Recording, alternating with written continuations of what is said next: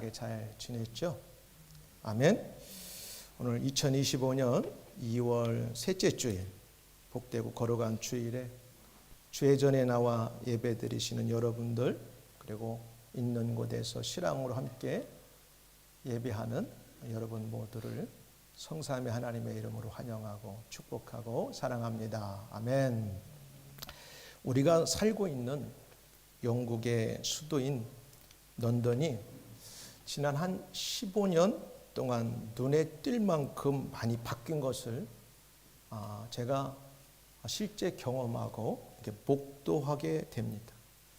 지난 15년 동안 런던이 외형적으로 많이 바뀐 모습을 보면서 아마 과거 50년 혹은 100년보다 바뀐 어떤 그 외형적인 모습들보다 더 많이 바뀌지 않았나 이렇게 느껴집니다. 세상은 이렇게 모든 것들이 빠르게 변하고 있어요. 비단 런던뿐 아니라 조금 발전되는 도시들을 가면 몇 년 후면 몰라봐요. 여기에 어떤 것이 있었는지, 또 없었던 곳에 많은 길들이 만들어져서 완전히 새로운 도시가 만들어진 것을 우리가 알게 됩니다. 그리고 세상은 이렇게 바뀌면서 의학의 발달, 또 과학의 발달, 그리고 우리가 편리하게 사용하는 모든 생활에 필요한 기계, 자동차도 예전에 비하면 얼마나 좋은지 몰라요. 뭐 지도 보고 찾아갈 것도 없고 내비게이션만 딱 틀어놓으면 우측으로 가라, 좌측으로 가라, 몇 미터 가서는 어떻게 돌아가라, 모든 걸 다 얘기해 줘요. 참 편한 시대에 살고 있어요. 그리고 예전에 비행기 탔을 때는 저 앞에 모니터 하나 보고 이렇게 TV 보던데 요즘은 자기 앞에 의자 앞에 다 이게 돼 있어가지고 이거 기다 끼고 보고 싶은 영화 다 보고 다니며 여행하는 세상이 됐어요. 얼마나 좋은지 몰라요. 컴퓨터, 텔레비전, 이 핸드폰은 뭐 몇 개월마다 바뀌느라고 서로 회사들마다 경쟁하는 시대에 살고 있습니다. 그래서 아무리 최신식 스마트폰이나 컴퓨터, 또 AI나 뭐 챗 GPT 같은 것이 이렇게 발달돼서 거기에 맞는 컴퓨터가 어떤 게 더 좋은가, 이런 이제 경쟁 시대에 돌입했어요. 자동차는 사람이 몰지 않아도 자동으로 갈 수 있는 그런 자동차를 만들겠다고 이제 서로가 경쟁하고 있어요. 몇 개월이나 아니 1, 2년만 지나가면 우리들이 갖고 있는 것들이 좀 구식이 된 것 같은 느낌이 이제 되어지는 시대에 살고 있다는 거죠. 그래서 이런 빠른 변화에 적응하지 못하면 회사나 국가나 또 개인이나 가정도 뭔가 뒤떨어지는 것 같고 또 실제 어려움을 겪는 것도 사실입니다. 대부분 모든 것이 빨라야 경쟁력이 있다고 회사들마다 앞다투어 어마어마한 돈들을 투자하고 연구하고 있는 게 사실이에요. 이런 분명한 사회적인 요구사항과 이유들 때문에 마이크로소프트 회사 설립자인 빌 게이츠가 1999년 이 콜린스 해밍웨이라고 하는 사람하고 공동 집필한 비즈니스 스피드 오브 토트라는 그 책에서 미래를 이렇게 진단했어요. 1980년대는 질의 시대다, 퀄리티 이어라다는 거죠. 90년대는 리엔지니어링 시대고 2000년대는 속도의 시대이다. 이런 것들은 우리가 다 지금 실감하고 살아가요. 그냥 뭐 어떤 것이 빠르냐, 컴퓨터도 더 빠르게, 그 다음에 뭐 자동차도 짧은 시간에 더 멋지게 막 빨리 갈 수 있는 거. 그래서 이제 속도의 시대다. 그러면서 다음과 같은 말을 남겼어요. 인터넷의 시대에는 큰 물고기가 작은 물고기를 잡아먹는 것이 아니라 빠른 물고기가 느린 물고기를 잡아먹는 시대다. 그래서 영어로 보니까 It's not the big fish that eat the small, it's the fast that eat the slow, 이렇게 말했어요. 그러니까 큰 피쉬가 작은 피쉬를 잡아먹는 게 아니라 작아도 빠른 고기가 큰 고기를 잡아먹을 수도 있다고 하는 겁니다. 이 시대를 표현하는 말이죠. 한마디로 말하면 속도 빠른 것이 느린 것을 잡아먹는 시대가 됐다. 빌 게이츠다운 이야기를 했어요. 마이크로소프트가 나와서 아직도 마이크로소프트를 뛰어넘을 만한 그렇게 큰 아직 그런 체계는 나오지 않은 것 같아요. 그만큼 미래를 먼저 본 거죠. 이런 측면에서 사람들도 다른 사람보다 앞서가면 사회는 일반적으로 저 사람 멋지게 성공했다고 취합니다.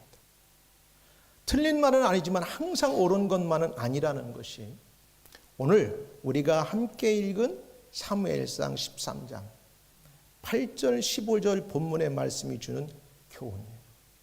세상은 이렇게 빠르야 되고 빠른 것이 늦은 것들을 잡아먹는 시대지만 성경은 꼭 그렇게 말씀하지 않아요. 본문을 중심으로 신앙 혹은 신앙인은 속도보다 방향이 중요하다. 속도보다 방향이 중요하다. 이런 제목으로 말씀을 전합니다. 성령 하나님의 깨닫게 하시는 음성을 잘 듣고 여러분이 빨리 가려고 뭔가를 출발해서 어느 점에 왔는데 이거 아닌가요? 방향이 잘못됐네? 혹시 그런 사람이 있다면 다시 한번 오늘 말씀을 듣는 가운데 우리 자신들을 점검해보고 늦었다 생각하지 말고 하나님이 원하시는 방향을 향하여 갈 수 있기를 주의로 축복합니다. 오늘 본문에 보니까 첫 번째 8절 이제 나오는데 기다릴 줄 아는 사람이 되어야 돼요. 막 빠르게 속도가 이제 앞서가지만 어느 시대는 잠시 그 속도를 좀 이렇게 가라앉히고 뭔가 기다릴 줄 아는 사람이 돼야 된다는 말씀이에요. 사울은 사무엘이 정한 기한대로 이레 동안을 기다렸으나 사무엘이 길갈로 오지 아니하며 백성이 사울에게서 흩어지니까 사울의 마음은 지금 난리가 났어요. 근데 이 배경을 좀 여러분 알아야 돼요. 제가 그냥 하고 싶어도 조금 배경을 말씀드릴게요. 이스라엘 백성들이 여호수아의 지도 아래 하나님께서 약속하셨던 가나안 땅에 BC 1405년에 들어왔어요. 그리고 길갈이라고 하는 곳에 지도를 올려주세요. 머물게 되었어요. 그때부터 여리고성을 시작으로 가나안 땅을 정복하고 길갈이 우측에 있죠. 사해바다 바로 위에 오늘날 요르단 지역입니다. 저 왼쪽이죠. 요단강 안쪽 서쪽이니까 이스라엘 지역이에요. 사해바다 바로 위에. 자, 일단 내려주세요. 그 길갈에 이제 거기에서 정착을 하게 됐어요. 거기서부터 여리고성을 무너뜨리고 아이성을 무너뜨리고 그 다음에 이제 여호수아가 그 이스라엘 백성들을 데리고 가나안 땅을 전체 정복하고 12지파에게 땅을 다 분배했어요. 그리고 여호수아가 110살에 BC 1039년에 1390년에 이제 세상을 뜨게 돼요. 세상을 뜨게 돼요. 여호수아 24장 26절에 이렇게 말해요. 이 일 후에 여호수아의 종 눈의 아들 여호수아가 110세에 죽음에. 근데 그때까지만 해도 이스라엘 백성들이 참 여호수아의 지도 아래 하나님을 잘 섬겼던 걸 알 수 있어요. 뭐라고 하냐면 이스라엘이 여호수아가 사는 날 동안과 여호수아 뒤에 생존한 장로들 곧 여호와께서 이스라엘 외에 행하신 모든 일을 아는 자들이 사는 날 동안 여호와를 섬겼더라. 그때까지는 참 잘 섬겼어요. 한 BC 한 1390년 그리고 그 전으로 잘 섬겼는데 문제는 여호수아가 죽은 이후부터 이스라엘은 한 350년가량 암흑기로 빠져들어요. 어두운 시대로 빠져들어요.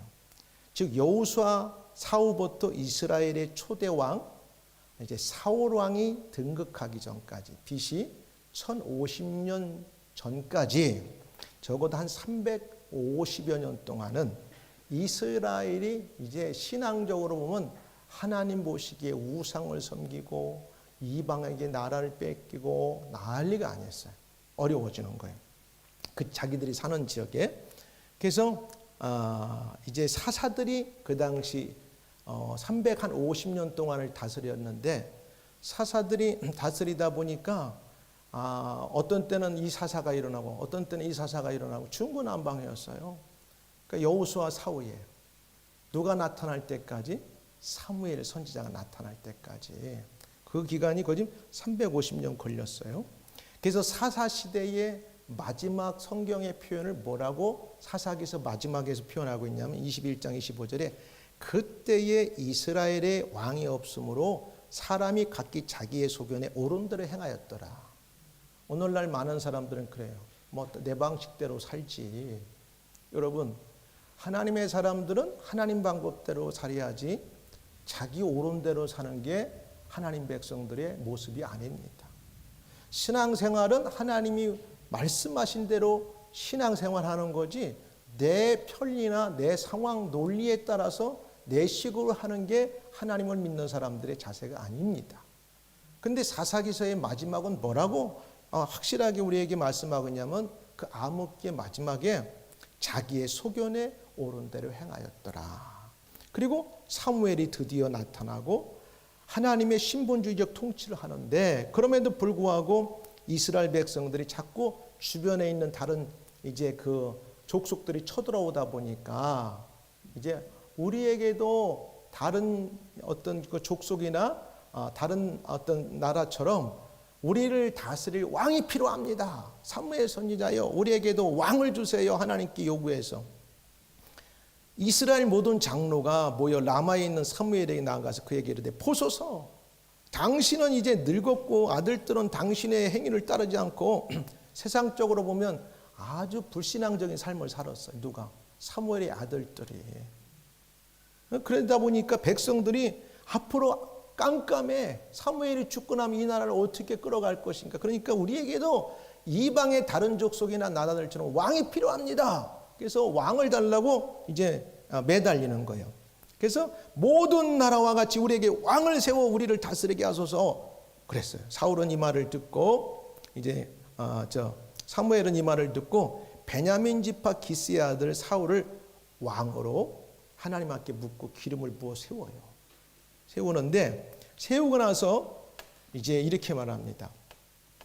10장 1절에 이에 사무엘이 기름병을 가져다 사울의 머리에 붓고 입맞춤에 이르되 여호와께서 내게 기름을 부으사 그의 기업의 지도자로 삼지 아니하였느냐.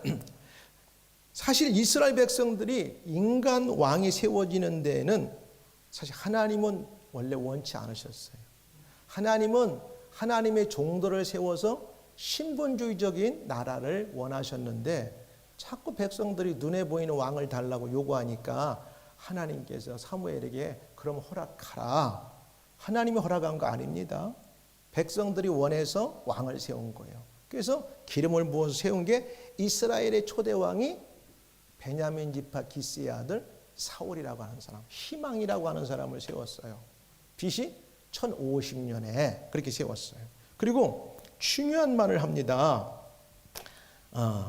뭐라고 하냐면 10장 8절에 기름을 부어서 아직 왕으로 완전히 사람들 앞에 등극하기 전에 기름을 부어서 하나님이 너를 점 찍었다고 하면서 너는 길갈로 나보다 앞서 내려가서 내가 네게 말한 대로 번제와 화목제를 드리라. 내가 네게 가서 네가 행할 것을 가르칠 때까지 7일 동안 기다리라.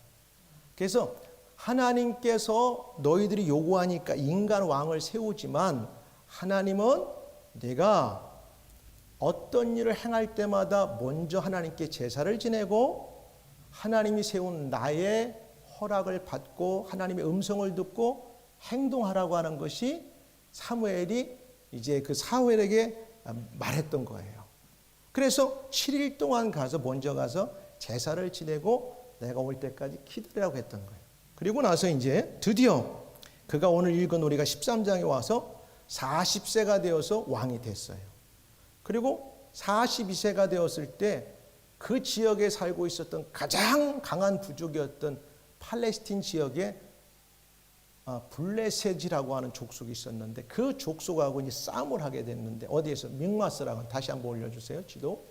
근데 이 믹마스 전투가 왜 이렇게 중요하냐면 이스라엘이 드디어 350년 동안 주변에 많은 족속들로부터 시달리고 어려움을 당하고 이제 어떻게 될까 할 때 그 지역에 드디어 사울 왕을 세우면서 이스라엘이라고 하는 어떤 독립성을 가진 나라를 드디어 독립국가로 크게 드러나게 위해서 싸우는 전투이기 때문에 굉장히 중요했어요.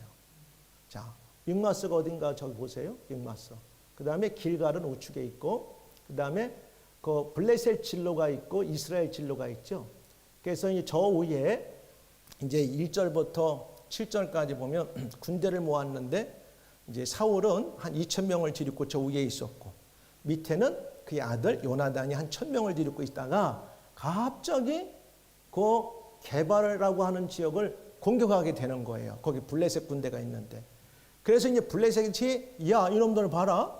감히 우리 이 팔레스틴 지역의 종주국이라고 하는 블레셋 우리를 함부로 이들이 치어? 감 안 두겠다. 얼음장을 놓는 이런 어떤 분위기가 되니까 내려주세요. 이제 이 분위기를 알고 사울 왕은 큰일 난 거야. 야, 잠자는 호랑이 사자의 코털을 건드렸으니 이건 반드시 우리가 돌파하고 정복을 해야 되겠지만 이게 보통 싸움이 아니야. 그런데 그때 그 싸움이 그러고 나서 이제 사울은 큰일 났어요.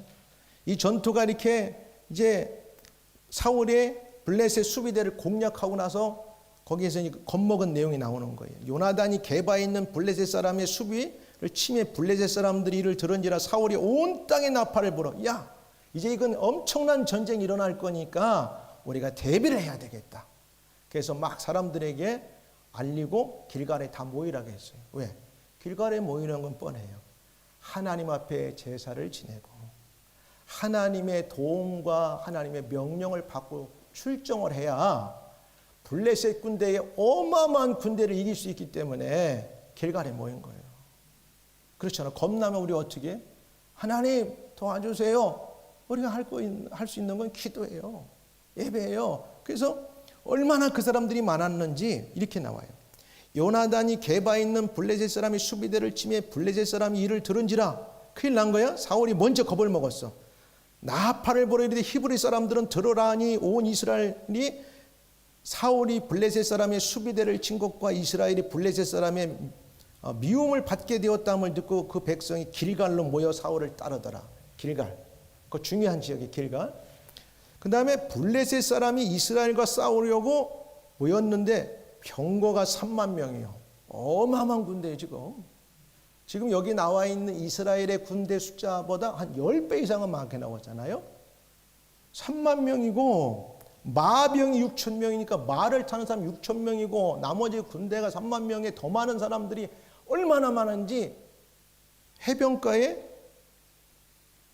백성이 해변에 모래같이 많더라. 그들이 올라와 베다웬 동쪽 믹바스에 진침해 이스라엘 사람들이 위급함을 보고 절박하여 풀과 수풀과 바위 틈과 은밀한 곳과 웅덩이에 숨으며 어떤 사람들은 큰일 났다면서 가나안 땅을 벗어나 요단강을 건너가지고 오늘날 요르단 땅을 다 도망가는 거예요. 그런데 그때의 길갈에 있던 이스라엘의 왕 사울의 마음은 큰일 난 거예요. 야, 이거 큰일 났다. 백성들은 간담이 서늘해가지고 들로 동굴로 다 숨어 도망가고 어떤 사람은 이 가나안 땅을 벗어나서 저 요단강을 건너가지고 요르단으로 가고 있으니 왕의 입장에서는 큰일 났죠. 얼마든지 이 상황을 우리가 볼 때는 이해할 수가 있는 거예요. 그래서 8절에 보니까 사울은 사무엘이 정한 대로 기한에 대로 이래 동안을 기다렸으나 왜 기다렸냐? 길갈에서 제사를 지내려고. 왜 거기에서 뭘 지내야 되냐면 번제는 하나님 앞에서 의무이면서 자원하는 거예요. 반드시 의무와 자원, 우리의 잘못을 우리의 실수를 하나님께 제사를 지내는 거고 화목제는 하나님과의 화평한 관계를 유지하게 드리는 거예요. 그래서 거기에 가서 제사를 지내는 거예요. 그러니까 길갈에 가서 사무엘 선지자가 오기를 기다리는 7일 동안 온다는 날짜를 기다리 안 와. 여러분, 이 상황을 보면 누가 잘못한 것 같아요? 언뜻 보면 사무엘이 잘못한 것 같아요. 근데 학자들의 말은 아마 결론적으로 봤을 때는 이 사울이 7일이라고 하는 날짜가 7일이 시작되는 기점이냐, 중간 지점이냐, 끝나는 지점이냐 설왕설래가 있는데 아마도 7일을 완전히 채우지 않고 지금 분위기만 보고 환경만 보고 큰일 났다. 7일째 되는데 왜 오신다고 하는 하나님의 대변자이고 하나님의 입과 같은 선지자고 하나님의 세운 제사장 같은 선지자 사무엘이 안 오는가? 마음이 급해졌던 거예요. 근데 여러분, 하나님의 말씀을 우리가 상황과 환경과 여건보다 더 중요하게 생각하고 그 말씀 의지하는 건 믿음입니다. 분명히 사무엘이 얘기했어요. 내가 7일 후에 오겠다. 근데 이 근거는 어디에 있느냐 하면 10장 8절에 처음 이 사람을 왕으로 세워 기름 부을 때 너는 사무엘이 그랬어요. 네가 왕위의 사람들 앞에 등극하기 전에 길갈에 가서 먼저 하나님께 번제와 화목제를 드리고 나를 기다려라. 그러면 내가 도착해서 내가 어떻게 나라를 다스리고 앞으로 어떤 일이 벌어졌을 때 왕으로서 뭘 해야 될지를 내가 하나님께서 내게 알려주시는 대로 내게 알려주겠다 하셨단 말이에요. 그러니까 지금 이 위급하고 너무나 정말 다급한 상황에서 제사를 지내려고 길갈에 모였을 때 7일을 기다린다고 할 때는 그 상황과 이게 매치가 되는 거예요. 사무엘이 어디에 가 있는지는 모르지만 7일 후에 온다고 한 거예요. 기다려야 돼요. 여러분, 우리가 신앙생활하면서 사람들도 다 이해할 수 있어요. 그런 상황이면 충분히 이해가지. 그런 상황이면 나도 이해가. 그렇게 우리는 이야기할 때 쉽게 얘기하는데 그게 꼭 정답은 아닙니다. 하나님은 상황과 논리와 환경은 그렇다 할지라도 하나님이 진짜 원하시는 게 무언가를 볼 수 있으면 그 상황에 내가 좀 손해가 되고 그 상황이 위급하고 또 어려운 일을 좀 닥친다 할지라도 하나님의 방법을 선택할 수 있는 눈이 있어야 됩니다. 이게 믿음이에요. 여기에서 지금 사울왕은 상황과 합리와 논리를 가지고 전개하고 있지만 여기에서 성경은 뭘 가르치냐? 하나님 말씀을 정말 의지하고 기다리면서 믿음을 지키고 있는가? 하나님의 약속을 지키고 있는가? 왜? 분명히 사무엘이 왔잖아요. 온다고 한 거예요. 그리고 여기에서 7일이 완전히 지났다는 말도 없어요. 어느 시점이에요. 그러니까 누가 봐도 7일은 시작도 7일이 될 수 있고 그 다음에 중간도 7일이 될 수 있고 완전히 끝날 지점에도 7일이 될 수 있지만 아마 사울은 논리로 봤을 때 하나님의 방법보다는 알량한 사람들과 자기의 방법으로 이것을 해결하려고 돌파하려고 했던 것 같아요. 그러니까 나중에 하나님께서 그를 억울해하지 않으셨어요. 사랑하는 여러분, 우리가 종종 살다 보면 이런 일을 만날 수 있어요. 어찌됐든지 사무엘이 선지자가 온다고 하는 7일째 아직 도착하지 않았습니다. 그래도 사울은 하나님께도 오겠다고 하는 사무엘 선지자를 기다려야 합니다. 이게 믿음이에요, 믿음. 야고보서의 5장에도 하나님께서 우리에게 위로가 되는 말씀을 주셨어요. 기다리라고 했어요. 어떤 일이 있을 때 하나님의 사람들은 야고보서에 보니까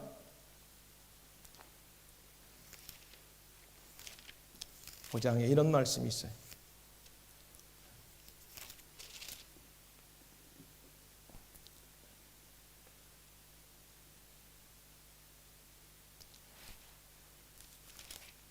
그러므로 형제들아 주께서 강림하시기까지 길이 참으라. 보라 농부가 땅에서 나는 귀한 열매를 바라고 길이 참아 이른 비와 늦은 비를 기다리나니 너희도 길이 참고 마음을 굳건하게 하라. 주의 강림이 가까우니라. 막 사람들이 그래요. 주님 오신다고 해놓고 2000년 동안 왜 안 오셔? 거짓말 안 한 거 아니야? 막 이렇게 얘기할 수 있어. 근데 여러분, 주님의 시간에 2000년은 영원한 시간 속에 점과 같은 시간입니다. 금방입니다. 그러니까 우리는 이걸 기다릴 줄 알아야 돼요. 신앙은 하나님의 말씀을 붙들고 하나님 말씀이 그러함에 상황과 환경이 그렇지 못하고 사람들이 뭐라 할지라도 그 말씀을 더 붙들고 믿음을 지키는 게 진짜 신앙이에요. 여기에서 기다릴 수가 있었어야 돼. 형제들아 서로 원망하지 말라. 그리하여 심판을 면하리라. 보라 심판의 주가 문 밖에서 계시니라. 그러면서 형제들아 주의 이름으로 말한 선지자들을 고난과 오래 참음으로 본으로 삼으라. 본으로 삼으라는 거예요. 그리고 9절에 보니까 예배는 하나님께서 정하신 올바른 형식으로 드려야 되는데 자기식으로 드려버렸어요. 환경이 그러니까 예배는 누가 드려야 되냐면 선지자인 하나님이 세운 대변자인 사무엘이 예배를 집도했어야 돼.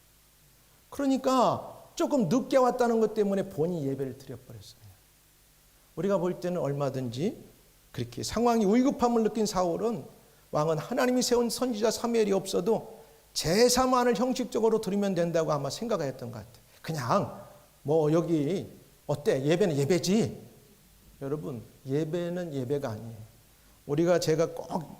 우리가 예배 드릴 때 제가 읽는 말씀이 있죠. 노마스의 말씀. 이 한 말씀은 항상 제가 시작할 때 읽는 이유가 있어요.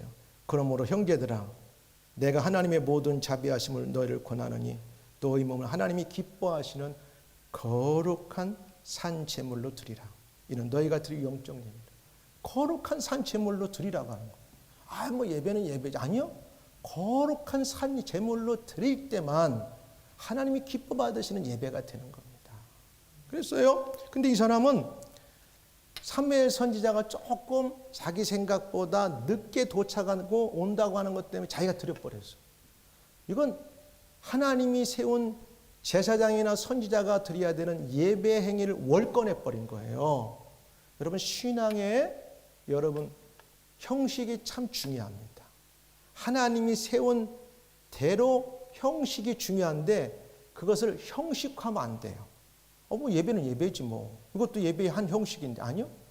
형식이 중요하지만 형식화가 중요한 게 아니라 그 올바른 방향을 가지고 올바른 순서를 가지고 하는 형식이 중요한 거예요. 그래서 예배는 찬양이 있고 기도가 있고 하나님의 말씀 선포가 있고 받은 은혜의 감사의 제물이 동반되는 종합 예술 같은 거예요. 근데 사람들은 그래요. 나 편한 대로. 상황에 따라서 그럴 수 있어요. 그건 한두 번 그럴 수 있어요. 여행 중에 몸이 아파서 피치 못할 사정으로. 근데 그걸 매일 합리화시켜서 지금 내가 이런데 저런데 그건 안 되는 거예요. 이 사람이 예배를 드려버렸어요. 자기 마음대로. 번제를 드렸더니 월권행위를 한 거예요. 사무엘 선지자 하나님 앞에서 이스라엘을 위한 예배자를 하나님이 세웠어요. 반드시 아까 10장 8절에서 그랬잖아. 너 왕이 되는데 네가 함부로 하면 안 돼. 어떤 일을 행하든지 전쟁에 나갈 때든지 무슨 일 할 때는 내가 하나님께 제사를 먼저 드리고 하나님이 나에게 그의 말씀을 주신 것을 내 입을 통해 너에게 전달하고 그 말씀을 갖고 순종하며 나가야 된다고 말씀했던 거예요. 그런데 그걸 무시한 거예요. 그래서 상황이 위급한 건 알아요. 그랬다고 해서 하나님 말씀을 어기면 안 돼요. 우리가 그렇다고 해가지고 사람을 죽여놓고 환경이 그랬다고 하면 돼요? 우리가 그랬다고 해가지고 법을 어기면 봐줘요? 딱지 띄는 거예요. 페널티. 그래가지고 내는 거예요. 나 급해가지고 빨리 갔다. 그럼 그러지. 좀 그렇게 급한 것 같으면 빨리 출발하지 그랬어. 할 말이 없어요. 그렇죠? 그래서 이 사람이 예배를 드려버렸어요. 예배 드릴 때 여러분 시간과 정성과 마음과 예물 모두를 드려야 되는 거예요. 이런 것들에서 예배의 성공과 실패가 좌우되는 거예요. 하나님은 예배를 통해서 우리에게 말씀하시고자 하는 것들이 있어요. 우리의 신앙을 때로는 새롭게 리폼을 하실 때가 있어요. 우리 식대로 잘못된 어떤 신앙관들을 하나님께 리세트 하실 때가 있단 말이에요. 예배를 잘 드리는 분은 어떻게 보면 하나님을 미안하게 해드리는 마음이 돼서 하나님께서 너 필요한 게 뭐냐? 하나님의 감동을 받아가지고 막 주시는 거예요. 하나의 예로 요한복음에 보니까 막달라 마리아가 예수님 앞에 하나밖에 없는 자기의 향유 옥합을 나사로의 누이가 마리아가 350데나리온이나 되는 향유를 예수님의 장례를 위해서 깨어드렸을 때 가룟 유다는 그걸 돈으로 봤어요. 그 비싼 향유 옥합을 말이야 그렇게 함부로 낭비하면 돼? 팔아가지고 가난한 사람들을 도와주면 얼마나 좋을 텐데. 사실 가룟 유다만 그런 마음이 전혀 없었어요. 오늘 사람들은 몰라요. 하나님은 속일 수 없어요. 우리들 마음에는 나도 예배드리고 너도 예배드리고 누구도 예배드리는 다 예배드리는 것 같지만 하나님은 우리의 마음의 중심을 보세요. 예수님께서 그랬어요. 놔둬라. 그는 나 장래를 위해서 옳은 일을 행하였느니라. 복음이 증거되는 것마다 이 여인의 행한 것도 증거되리라. 예수님께서는 기뻐하셨어요. 사랑하는 여러분, 때로는 우리에게 우리의 마음이 어딨냐가 참 중요해요. 신앙에서는. 그래서 이 사람이 하지 말아야 될 왕이지만은 그랬더니 10절에 와서 사무엘이 딱 도착했어요. 번제 드리기를 마침에 사무엘이 온지라 사무엘이 나가 맞으며 문안했어요. 그때 사무엘이 뭐라고 묻냐면 왕에게 이렇게 물어봅니다. 11절에 사무엘이 이르되 왕이 행하신 것이 무엇입니까? 너 지금 무엇 하고 있냐? 엄밀히 따지면 이렇게 물어보는 거예요. 왕이요, 당신 지금 무슨 짓을 했습니까? 번제드리기를 마침에. 이런 질문이 다른 말로 표현하면 우리가 예배 드리고 났더니 사무엘 선지자가 들어와 하는 말이 너 지금 무엇을 했고 어떤 예배를 드렸니? 오늘 저와 여러분 어떤 예배를 드리고 계십니까? 그냥 예배의 모습만 드려도 중요하지만 하나님은 우리의 중심을 보세요. 그리고 순서를 따라서 하나님이 세운 질서 안에서 하나님이 하시기를 원하세요. 그래서 주일날 예배가 그렇게 중요해요. 주님의 날이고 여기엔 찬양이 있고 기도가 있고 말씀이 있고 선포가 있고 우리의 마음의 표시인 내 마음, 내 보물이 있는 곳에 내 마음도 있다고 하는 우리의 중요한 것을 내 마음을 주님께 드립니다 하는 이 마음의 표현을 물질을 담아서 하나님께 제사를 드리는 거예요. 굉장히 중요한 거예요. 때로는 혼자 예배 드릴 수 있어요. 인터넷 보고 드릴 수 있어요. 상황이 여의치 못해서.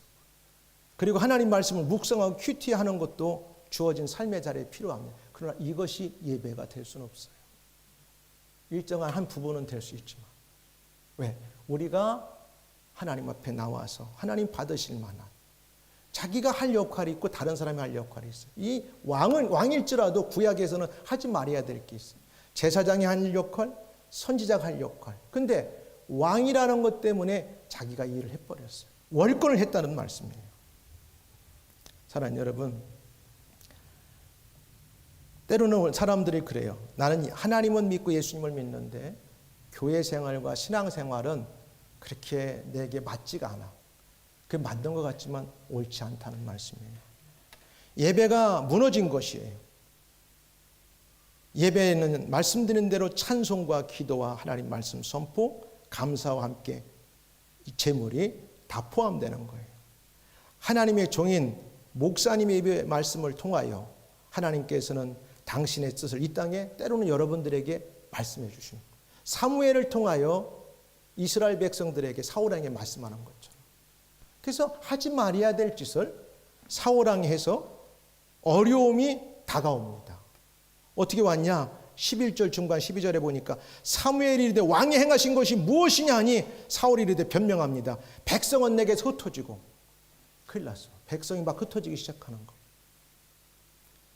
그래서 당신은 정한 날에 오지 않았고 블레셋 사람은 mik바스에 모였음을 내가 보았으므로 내가 이르기를 블레셋 사람들이 나를 치러 길갈로 내려오기를 내가 여호와께 은혜를 간구하지 못하였다 하고 부득이하여 번제를 드렸나이다.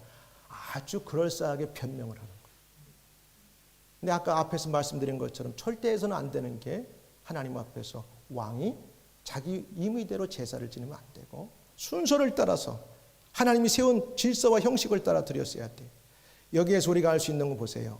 때로는 우리가 하나님 앞에 잘못된 신앙생활을 하다 보면 우리의 삶이 흩어지는 인생을 만날 수 있어요.